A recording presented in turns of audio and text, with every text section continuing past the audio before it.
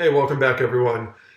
So I've been posting a number of videos recently about how to use Google Slides for different purposes. So I thought I would share a mock-up that I built for a digital portfolio that I'm actually going to use with my own kids. I have a 6-year-old and an 8-year-old. I'm going to use it with those guys this year. So what we have here is a set of slides, and I just want to kind of walk through the whole process of how I'm going to use it, and then show you what the build looks like, and then hopefully you can make a copy of it and use it on your own.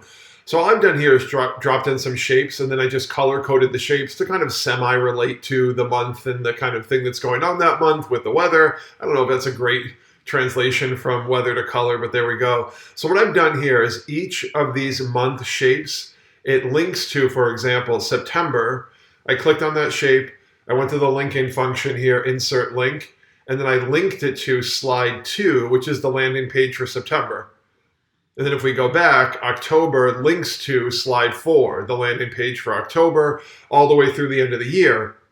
And then what I've done on each page is that we have like an entry space here. So you can see that we have a space where students can write out the topic, the idea, the skill, the prompt, whatever it is that you're giving them to reply to. There's a space for them to put the date. Now here is where we have evidence or artifact of work. So what could go here? They could go to the insert menu, insert an image, insert an image, maybe from their front-facing camera if they have offline work. They could obviously do a typed entry right there. They could grab a screenshot and drop that in there. So there's a lot of ways they can add kind of media to that as well. If they're working from a phone or an iPad, they can absolutely add images right to that space or type directly in that space if you wanted them to. Now I have a little entry over here that says video reflection. I might even modify that to say video or audio reflection. I like video reflection, and I would recommend using Record to Slides. It's a tool that I'm recommending to everyone who's using Google products these days. So Record to Slides, the extension, and I'll put that in the comment or the description of the video. It gives us this little video icon. And when we tap on that little video icon, it pulls up our front-facing camera where we can decide the privacy level of the video, record a short video, for example. So here's my short live video. There it is. And then if I hit OK, that video is going to process, go to Google Drive, and drop on these slides.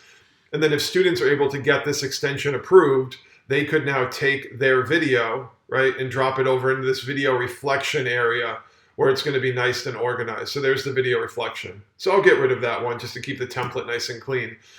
And then the last thing I've done over here, which I think is super helpful, and I would encourage you to check these out, I put a link to a number of kind of reflection prompt starters from Harvard's Project Zero. So some of my favorites, I used to think, but now I think, Connect, Extend, Challenge, What Makes You Say That, Think, Feel, Care. So those are some of my favorites, and those all link and bump out to each kind of single page PDF about those thinking routines. But if you want to see all of them, there's a link here to all of them.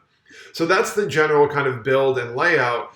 What I've also done here that I want to make sure you're comfortable with is, say a student fills in their September, one of their many September entries. What we can do now is I've added each one of these kind of month entries to the master template. So if you go to add a new slide now, you can see we have September, October, November, December, all color coded. So you can add those in. So if I need another September one, right, I'll go here like I did my first September entry.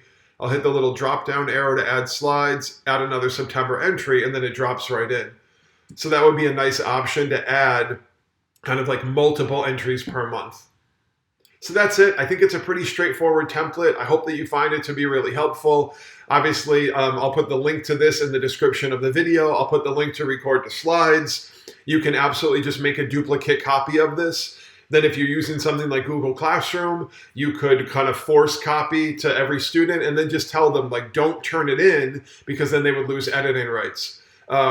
If you wanted to, you could share it out as a piece of material, as view only, and then have the students manually do file, make a copy. They would just then have to manually rename it and share it back to you. So I hope this video was short. Try to keep it kind of short and concise. Make sure we can get right to the point. So good luck with this video template, or excuse me, this digital portfolio template. Feel free to reach out via social media, at Greg Kulowiec on Twitter, at Greg Kulowiec on Instagram. If you have any questions or requests, or just drop a comment below. Don't forget to subscribe to the channel so you can get all kind of notifications on any future videos that I post as well. So I hope this one's helpful, and I can't wait to see you in the next video.